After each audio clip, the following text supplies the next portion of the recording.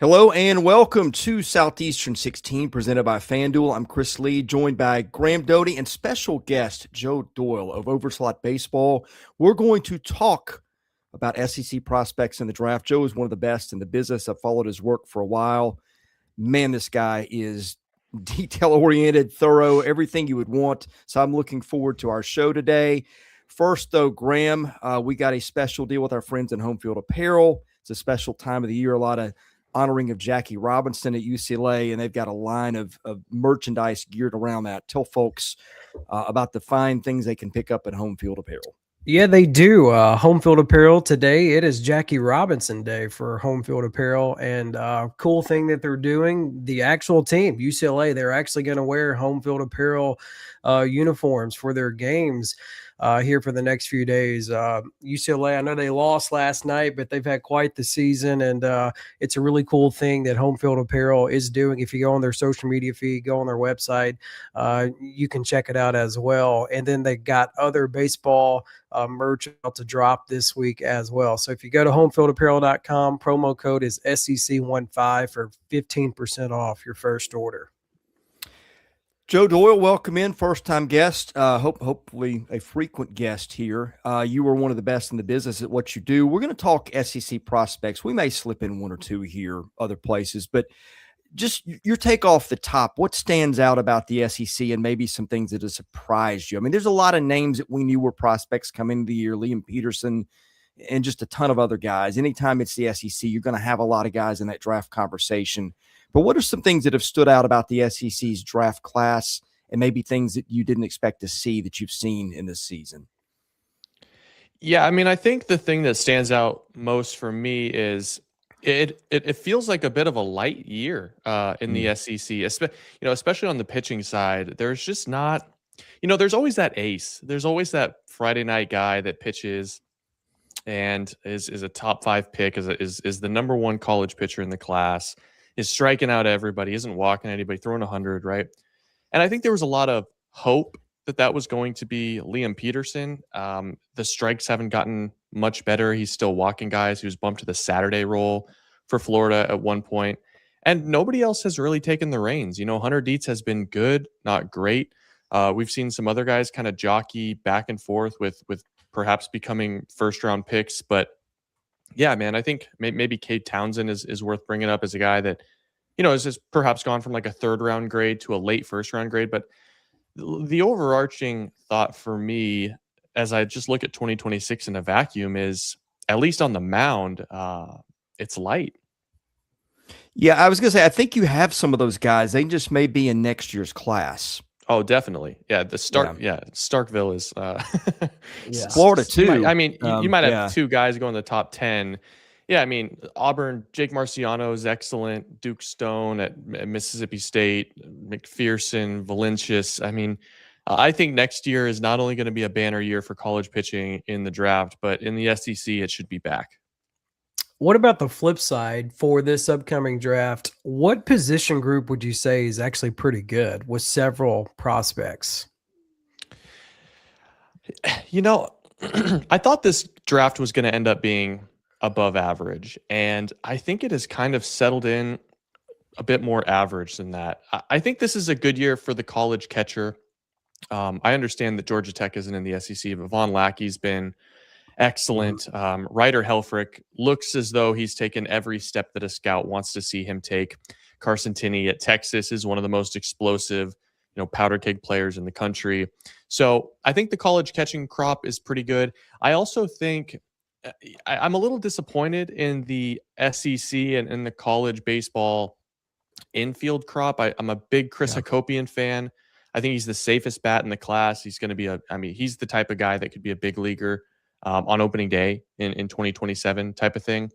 But the outfield, I guess would be next for me. Aidan Robbins has been very, very good.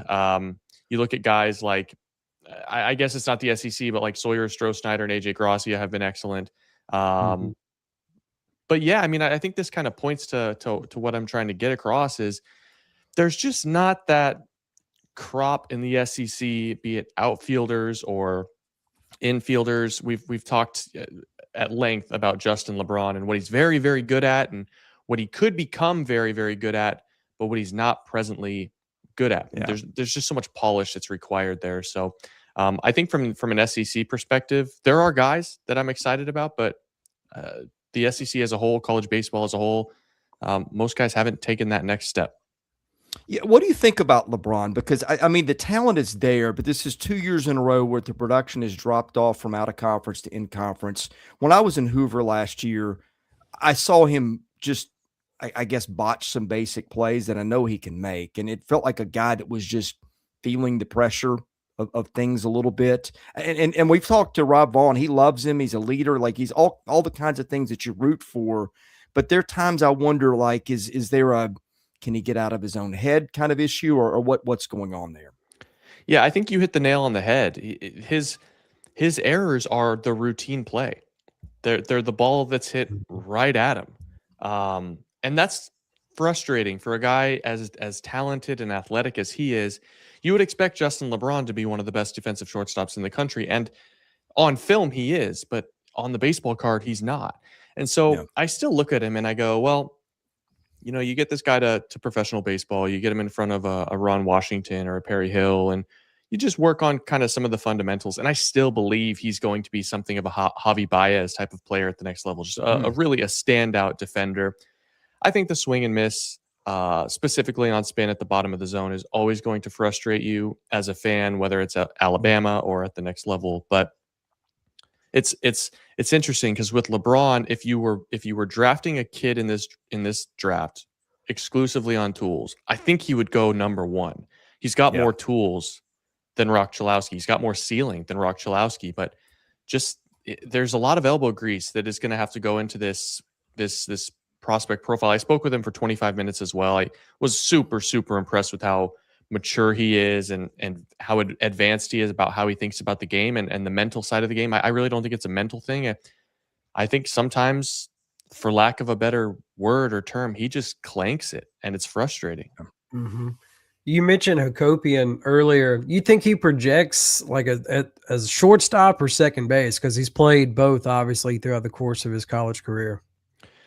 Yeah, I spoke to Hacopian as well. He's got a ton of pride in being a shortstop, but he won't be a shortstop at the next level. Maybe he's a shortstop at high A, just to keep his athleticism once he gets into professional baseball. But he's going to be a second baseman. I think you could try him out at times at third baseman, give him a little bit of versatility.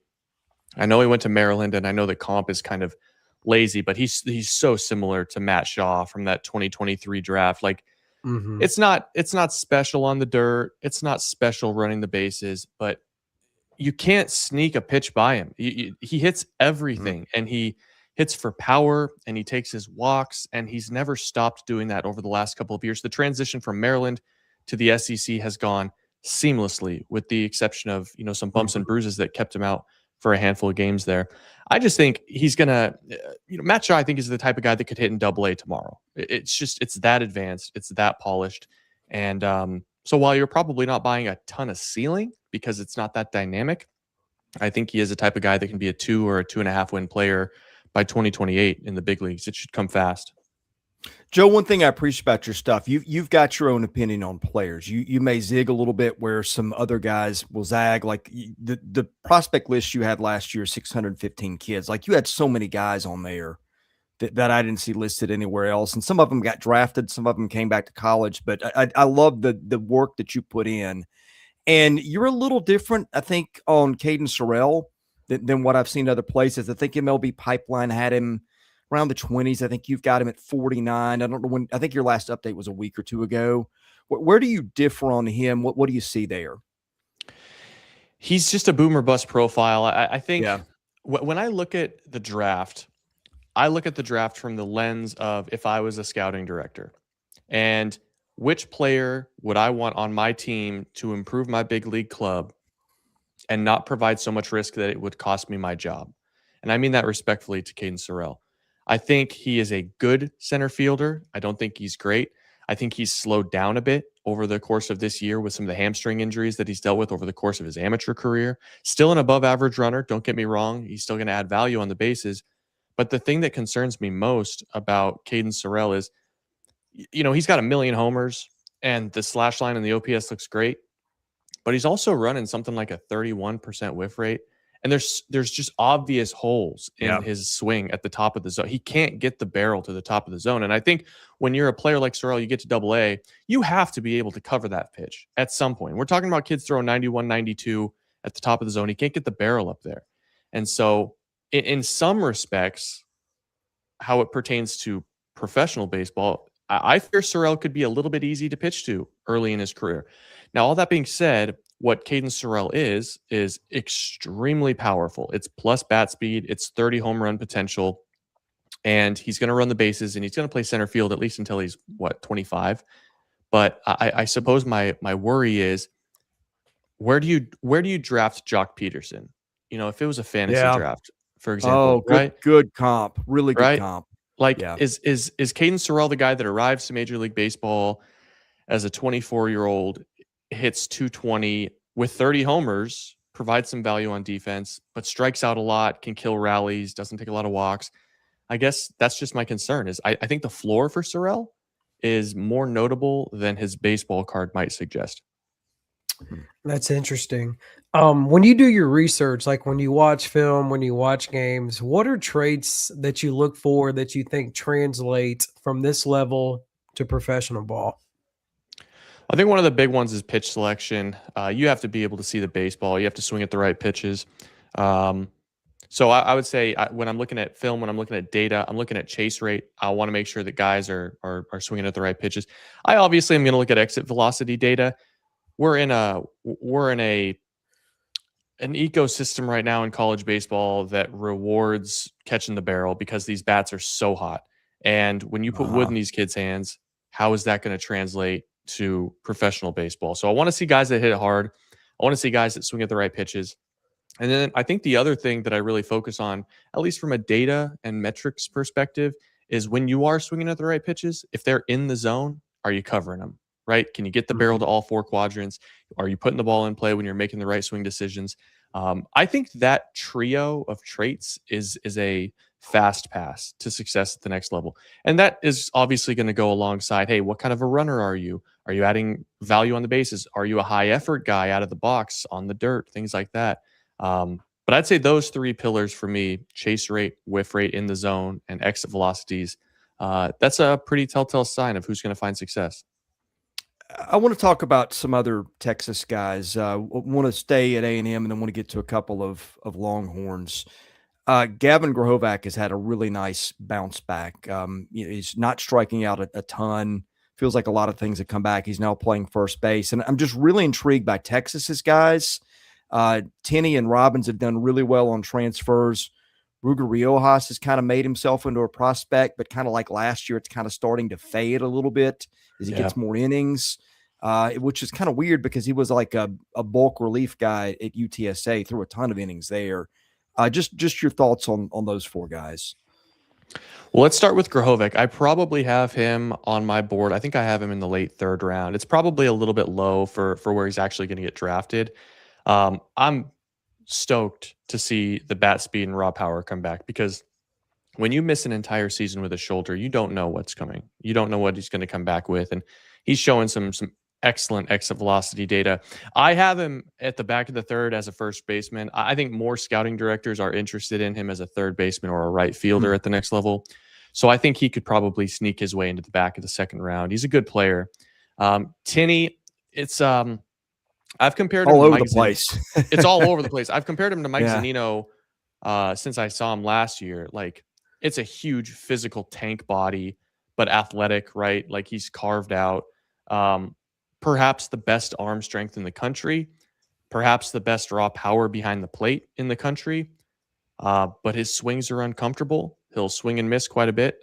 His timing can be all over the place. His triggers can be different from a at-bat to at-bat basis. I think the thing that's so interesting with Tenney is when you look at Major League Baseball and you look at what is not being asked of catchers as much anymore in terms of framing, I think it gives him a better chance of becoming a big league regular. Maybe a guy that, again, like a Gary Sanchez, like huge power, huge arm strength, not going to add a ton of value behind the plate, right? That's not him, except for catch and throw. So I think Tenney belongs second or third round. Maybe he goes a little bit later than that if people don't believe in the hit tool. Robbins has been like the poster child for the transfer portal. I mean, 2 awesome years at Seton Hall, did some good things on the Cape, comes to Texas, gets a little stronger, starts lifting the ball, playing center field, even if he's not a center fielder. I mean, it's a 5-tool profile. I compared him to Mitch Haniger at Cal Poly, who went in the first round back in 2013, 2012. Just a complete ball player, right? Like, he does everything. He doesn't do anything special or exceptional, but he does everything. He can add value in every way. So I think he's going to go in the first round. And then who was the other one you brought up, Chris? Riojas. Yeah, I mean, I think Riojas would have gone in the third round last year if he wouldn't have pulled his name out with those other Texas arms. I think it's probably where he still belongs this year, third or fourth round. His age is going to be a huge crutch. Nobody's going to be in a huge hurry to pay a 23-year-old a ton of money in the draft. But the expectation for Ruger is also you're going to have to go right to Double-A and pitch right away. But yeah, I mean, it is worth watching that he was up to 98, 99 early in the year, and now the command is fizzling a little bit, fading a little bit. We're seeing more like 93 to 95 as we get into the third inning. So I think he's still a really good arm. I think he's still got a full cabinet of pitches to work with, but he's not a big guy. Ruger's like 6'1", 200. He's pretty maxed out physically. We're going to have to see if he wears down, the rest of the way. Another player for you. He's in our header when we're going to post this. It's Ace Reese at Mississippi State. Jumped on the scene in the SEC last year. What do you make of him up to this point? Yeah. I don't know why I continue to use comparisons in this podcast, but it just feels natural. He reminds me a lot of Michael Bush. Michael Bush, I believe, is either North Carolina or UCLA. I'm trying to remember, but he wore the powder blue. I think. Yeah, he wore the powder blue. Again, I think he's a good offensive hitter. I think he hits the ball hard enough. I think he swings at the right pitches enough. I think he's got some natural feel to get to the pull side and get the ball in the air. Like, I think maybe his raw power and his bat speed is oversold in the public space a little bit.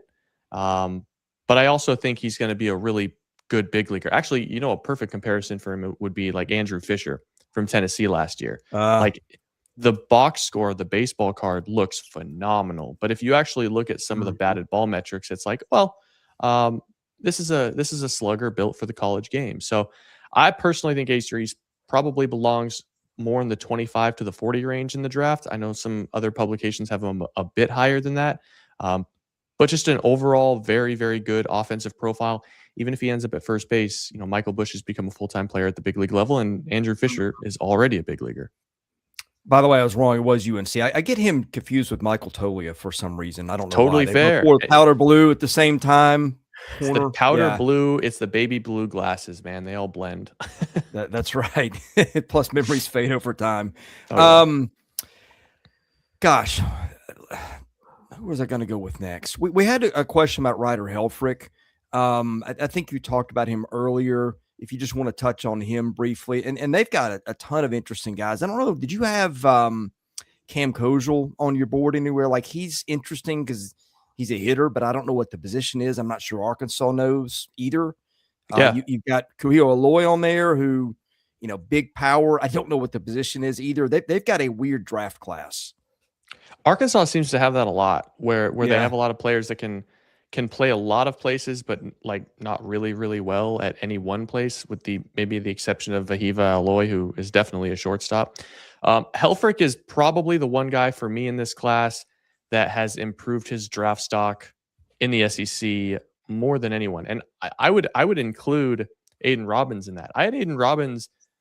I'm not tooting my own horn. I had Aidan Robbins in the second round coming into this year. He's jumped into the first. I had Ryder Helfrick as a third rounder coming into this year, and now he's a first rounder for sure. The whiff rate has gone from 31% down to 22% this year. He's swinging and missing a whole lot less. He's walking a ton. I mean, Ryder Helfrick walks like twice a game every single game, it seems like. He's hitting the ball really, really hard. The catch and throw continues to be very, very good. He's got the pedigree of a guy that everyone's always expected to become one of the best, if not the best catcher in the country. just a really good player and a pro-ready player. Actually, a comp that I had for Helfrick from a scout in the industry is Ryan Jeffers, who's been an 8-year starter for the Twins for a long time. So good player, probably goes very, very early in a class full of college hitters that have question marks. Helfrick has less, for sure. And then Kojal is on the board. I think he's in the 3rd round, like in the 125 range, somewhere in there. Again, like, is it a second baseman? Is it a 3rd baseman? Is it a left fielder? He reminds me of the kid a couple years ago at Arkansas, Peyton Stovall. Kind of that, big bat, big, hit tool, power, pull side. But where does he play? Is going to be the question for Kojal. So, and then, Kuhio Alloy, it's kind of like a 2-trick pony, like tons of power, tons of arm strength in right field, but probably some polish that still needs to be required out there. You're buying the bat, and I think he probably goes in the 6th or 7th round. Yeah, injury probably hasn't helped him either. I think he Not pulled at a all. hammy or something opening weekend, and you just didn't get a chance to see what it would look like. So just a few games. Yeah. You have great content on your website, as you put on the screen there, Overslot Baseball, and then you're phenomenal on social media as well. What is something that you put out this year where you've gotten so much feedback, either one way or the other, where you're like, good Lord, I got a lot of people coming after me, like they either agree with me or they just totally disagree with me? Have you had anything like that up to this point? I've written a couple stories this year that pissed some people off, for sure. But like, that comes with the territory, right? Yeah. Like, you guys are in journalism. You get it. You're going to write things that people disagree with. You're going to write things that don't have an opinion baked into them that people take as an opinion. I wrote a story maybe a month and a half ago talking about how Major League Baseball is considering getting rid of high school eligibility for the draft, and how it's going to save owners money and it's going to get more talent to college. People were really pissed off about that. Wait, why would they be angry about that? Oh, they thought that I was bootlicking for Major League Baseball, suggesting that it would be a good thing. I think it would be a terrible thing. I write about the draft. Do you think I want to get rid of high schoolers? Absolutely not. It's like one of the most fun pieces of doing my job. And would it help college baseball? I don't even know. I think there's so many players that would get buried. There's a lot of very good players at like Mississippi State right now, freshmen, that aren't playing at Arkansas. That Carter Rutenbar kid at Arkansas would be an absolute superstar if he was at like Central Florida, but he's not playing. At least he wasn't. Well, he is playing. now. Yeah. He is now, but it took him a month and a half to carve out that role. So, let's keep high schoolers in the draft. Let's start there. And then the other piece that I wrote was more recently how reclassifications is destroying some kids' draft prospects because they're not ready to be a class up. They're not ready to be draft eligible at 17 and a half years old.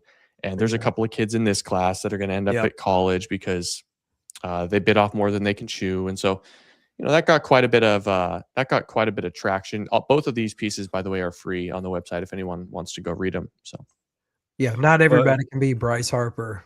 No, and not everyone should try to be Bryce Harper. Right. Develop. I mean, like that might be the only guy I can think of that was like the best player at 16 that might have been the best player, 10 years later. Like, the development cycles are just so crazy, and they've changed even more with the portal and everything. But I mean, look, if you're not making someone angry on occasion, you're probably not doing your job. But I did want to ask you about the draft in general. Like, how, I think, is the consensus still that there's not going to be a season next year?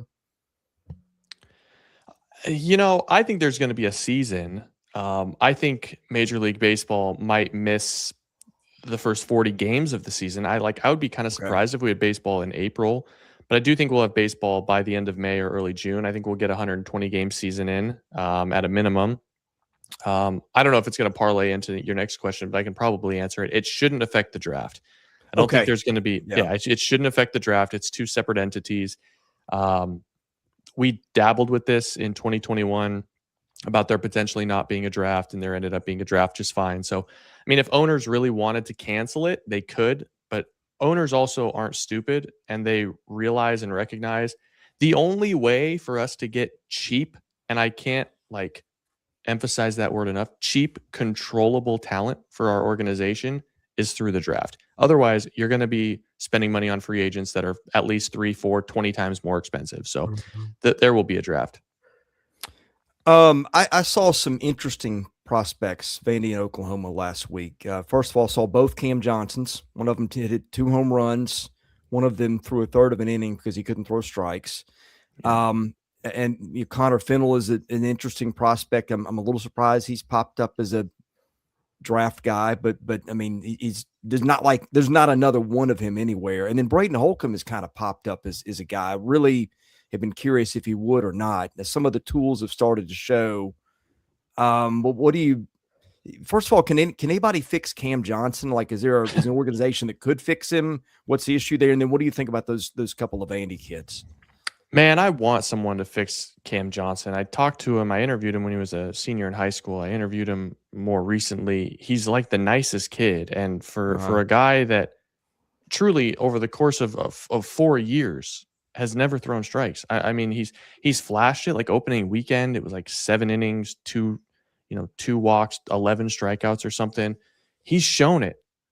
But the amount of like less than 1 inning, 5 walk performances that we've seen just this year alone makes you wonder whether or not someone's going to be able to get there. Now, the arm talent, especially from the left side, is so good, he's going to get drafted. Like, even if someone thinks that he's a 7th inning reliever or a guy that just comes in and gets ground balls, like, he's going to get drafted. But I think, at least from scouting departments, the dream of him being a starter at the next level has got to be questionable at best at this point.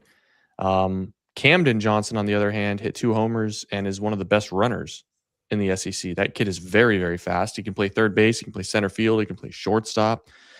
He's not having like the craziest year statistically that you would expect from a kid with all those tools, but I think he's still going to be a pretty popular name in the draft, maybe as early as the 4th round, 3rd or 4th round. Fennell is interesting. Like, it's one of the lowest release slots in college baseball, and he's still able to stay behind the ball, generate a little bit of lift on the baseball. But to your point, Chris, like, it's 86 to 89. He can grab 90. He's been this since high school. He's added some weight. There's still no velocity coming.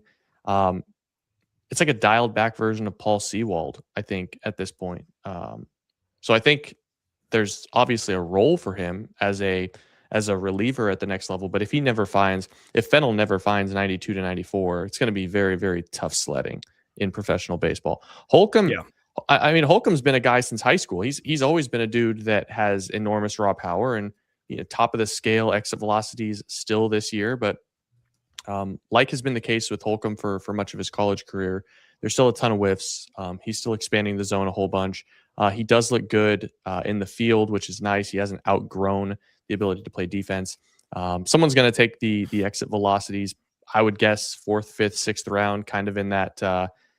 Who is the other guy we were talking about earlier? Gavin Grahovic. Grahovic's more polished. But yeah, it's kind of like that similar type of a profile.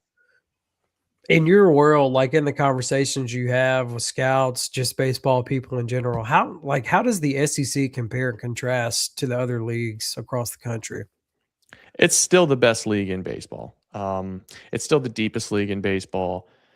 The third reliever that you see on a Sunday is still going to be the best reliever that you would see in the Big West or, maybe the Big 12 on a Friday. It's still consistently good arms. It's just not top heavy this year. Every weekend is still going to be a challenge. You're still going to see a decent arm. I mean, even Missouri has the kid Josh McDevitt, who looks like he's going to be a top 10 rounder. I mean, there's guys at every school. Yeah. I just don't think it has the star power that it usually does. But from a depth perspective, I will say this. There is this like misnomer that on any given year, the SEC champion could go toe-to-toe with a AA team. Whoever wins the SEC every year would go 1-9, maybe, against a AA team in a 10-game series. Let's stop pretending like they're the same, because they're not. Joe, I'll get you out on this. Eliminate guys we've talked about. Give me the one guy that you were at most, maybe you see something in him where the industry doesn't, and the one guy you're just like, I don't have any idea what to do with this guy. That's a good question. Okay, how about this? While I look up a better answer, let me give you a name that I really like. He's at LSU. He's a reliever. I think Devin Sheeran is going to be an absolute. I think Devin Sheeran's going to be a horse at the next level. I don't think he's going to start, but I don't know how anyone hits Devin Sheeran. I don't know. It's He was good against Ole Miss. It's 99 up to it's 97 to 100 with an 89-mile-an-hour slider, and he throws the ball out of the third base dugout. It's so cross-body. Like I don't know. I don't know how anybody ever hits him. Oh, here's a guy.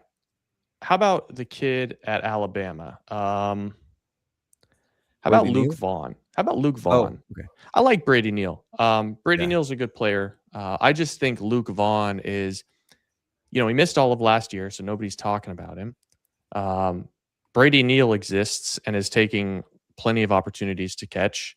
So, Brady Neal gets talked about because Brady Neal's famous. He's been famous since 2022.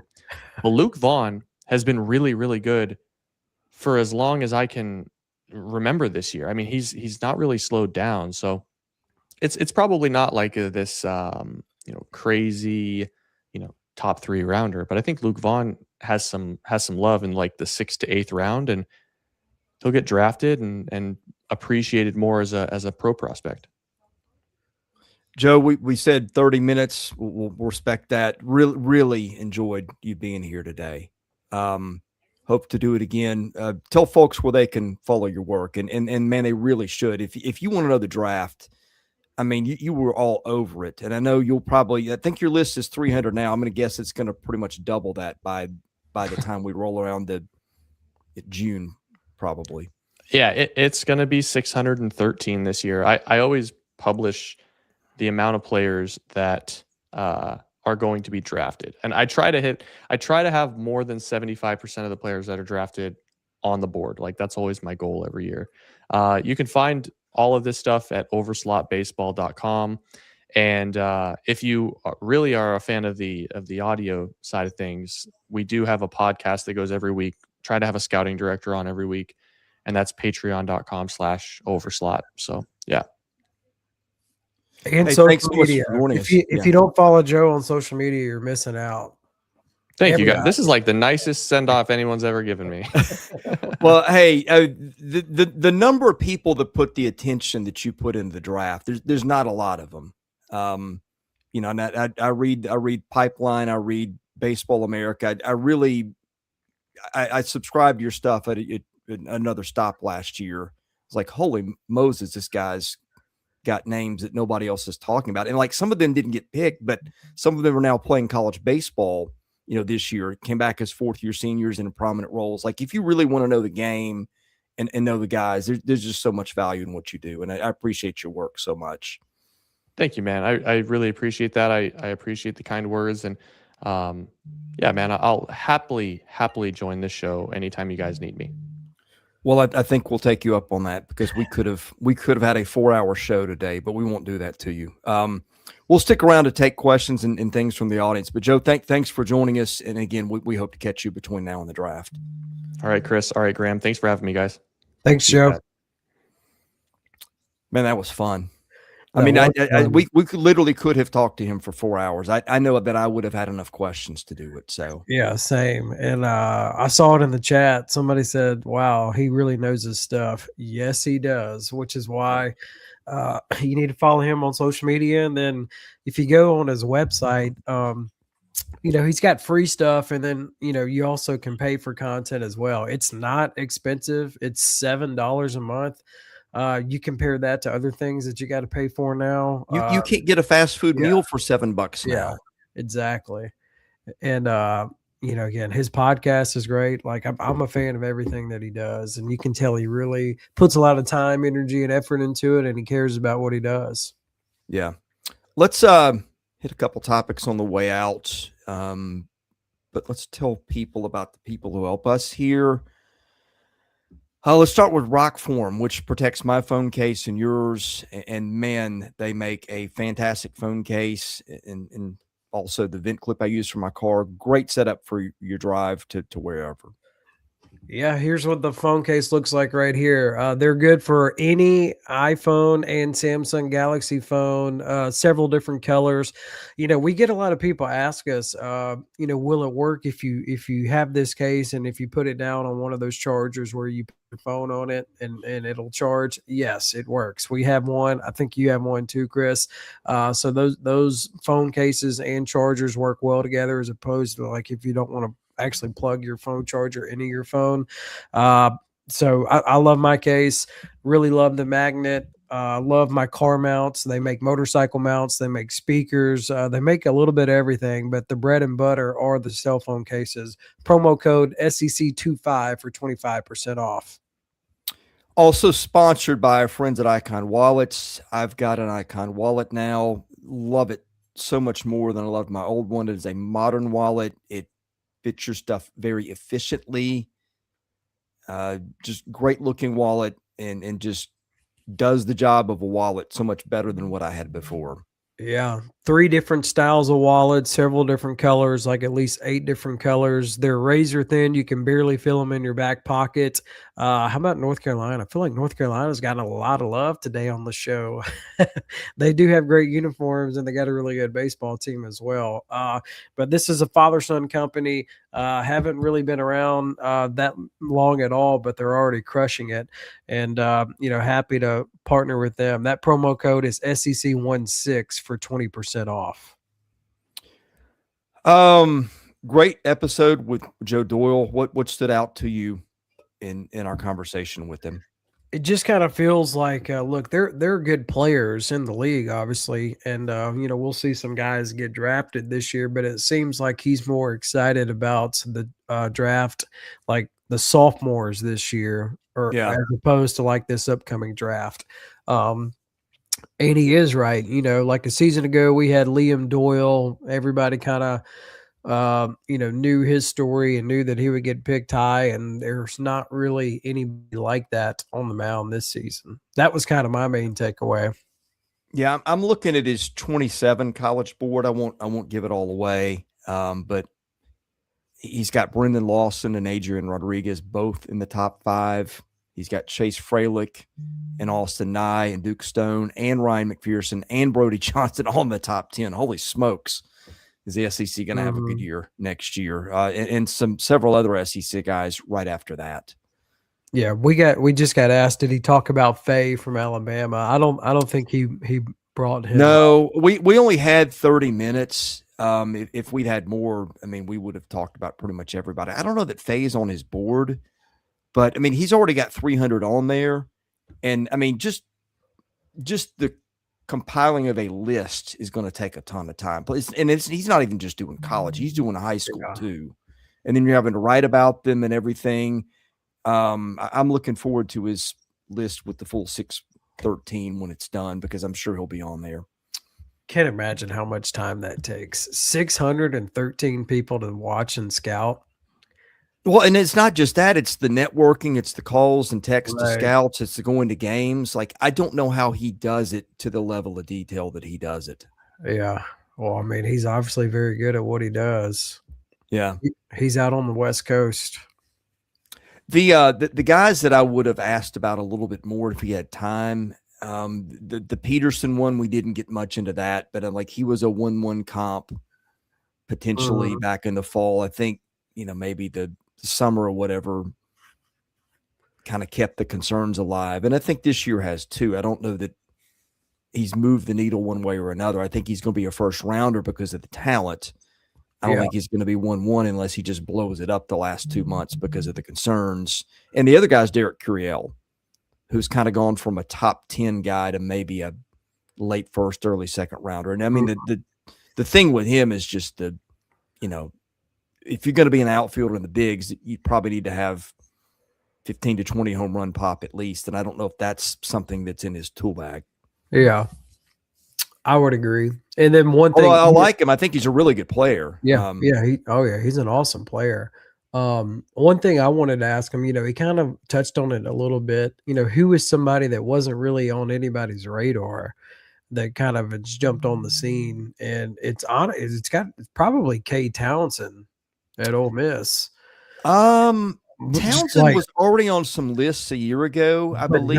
Not a potential top 10 first-round draft pick as Yeah. Keith Law at ESPN has him. Like, nobody saw that coming. Yeah, and Joe didn't have him as high. Another guy that I would have liked to ask about is Hunter Dietz. He was high on Dietz. He did bring up Dietz. Okay, I forgot we talked. I mean, Dietz is a guy that just couldn't stay healthy, but everyone knew he had the talent. Now he's healthy.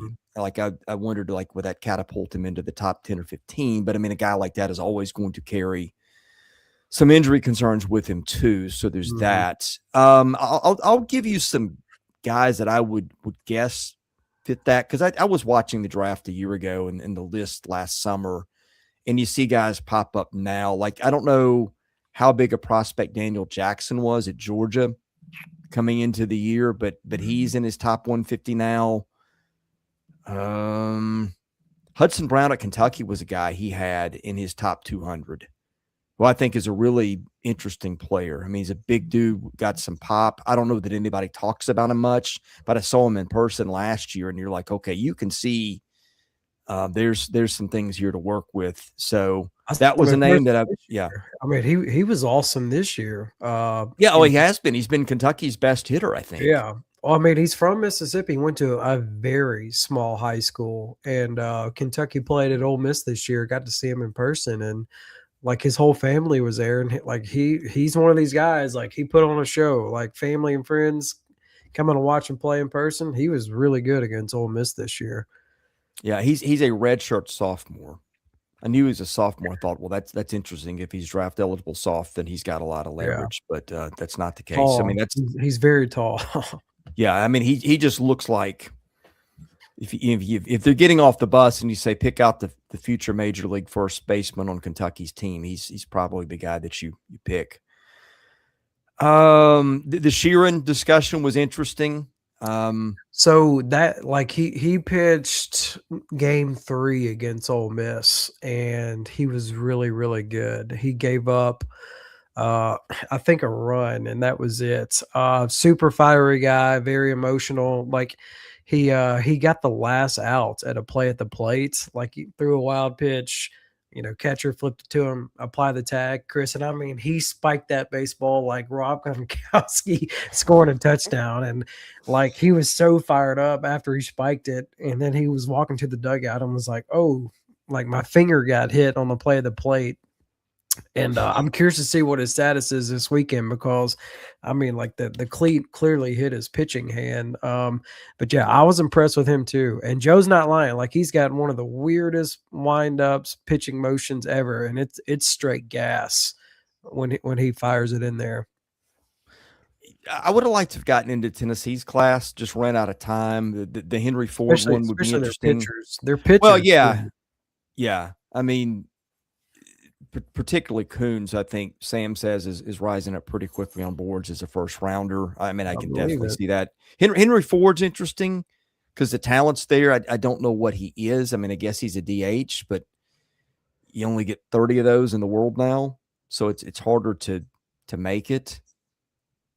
The A&M pitchers are kind of interesting. We didn't really get into Braden Holcomb. I think I asked, but I think we talked too much and didn't really go there. I think he's kind of a fascinating player. Don't see a lot of guys like him with his skill set and ability to run. And the power's just been completely hit and miss. But when it's on, man, he can hit it. Yeah, he passes the eye test for sure. Like, you want him to get off the bus first. I guarantee. In fact, I know he heard Jordan Wilson because he wrote him up last year. He had him in his top 500. I looked that up the other day. I was like, okay, we heard about Partita and who's their other freshman that's been fantastic, left side of the infield? Well, Partita's been the dude. Well, they got two dudes though. Well, they got him on the left, and then they got Hacopian at second. Yeah, I'm talking about the other freshman though. I blanked on his name a lot recently. I don't know why. Boston Kellner. Yes, thank you. I mean, those guys were the best 2 draft prospects in the class for A&M, at least once it got to campus. I can't remember if they lost anyone, but he had Wilson in his top 500, which I don't think I don't think BA did, or and MLB Pipeline doesn't go that deep. So yeah, he had. I think it was him. Maybe I'm getting confused. Maybe it was Baseball America, but yeah, I think he had him pegged a year ago. Mm-hmm. We got asked about Gackle. I don't think he mentioned Gackle at all. No, that's a guy that I think has probably dropped a little bit. And we didn't talk about Ethan McElwain, who's another interesting one. He's suddenly throwing strikes, and so that was the issue. I think Arkansas has got a fascinating class for different reasons. They do, which is the fact that they have been as inconsistent as they have been makes it so foreign when you watch them play. Because it's the younger team than they had a Yeah. year ago, and the pieces just, I don't know, they're pieces they don't always fit together. I mean, they're good pieces. They're pieces that fit somewhere, but I think they got sometimes a couple of some pieces and not one of another. Yeah. Especially on the defensive end. So They're saying we got to get Joe back on. That's the goal. That's the plan. I think he'll come Yeah. back on. Yeah. Again, we're like he's got young kids, and if his mornings are like my mornings, where it's just chaos with little ones, like I don't know how you do it without young kids. Like I don't know how he's got the time he's got to yeah. He may be one of those guys that doesn't sleep, and that's not me. It's not me either. I can promise you that. Anything else before we end the show? We will do live predictions tomorrow. I think around 10 o'clock is when we were thinking, and then we'll do reactions this weekend. Yeah. A couple things. Again, thanks for Joe for coming on. Again, his website, overslotbaseball.com. He's on social media, Joe Doyle. Again, he's a phenomenal follow, not just SEC, but all of college baseball. And then the other thing, again, Home Field Apparel. Guys, like when I say they are about to drop a lot of awesome baseball stuff on their website, I mean, it really is phenomenal. So Jackie Robinson Day, the day, I know we're an SEC show, but I mean, when you think about Jackie Robinson, I mean, he's one of the top names you think of for baseball, college, and obviously Major League Baseball. So they got great stuff there for UCLA. And then also, this week they got tons of SEC baseball stuff about to drop this week. And we'll give you all the information on that when everything officially drops. Yeah. All right. We're out of time today. Thank you guys for being here. Really enjoyed that chat with Joe Doyle. Again, we'll try to do it again. Back tomorrow with predictions and all the stuff that goes with it. So anyway, God bless you guys. Have a great rest of your Wednesday. We'll see you back on Thursday with baseball predictions on Southeastern 16 presented by FanDuel.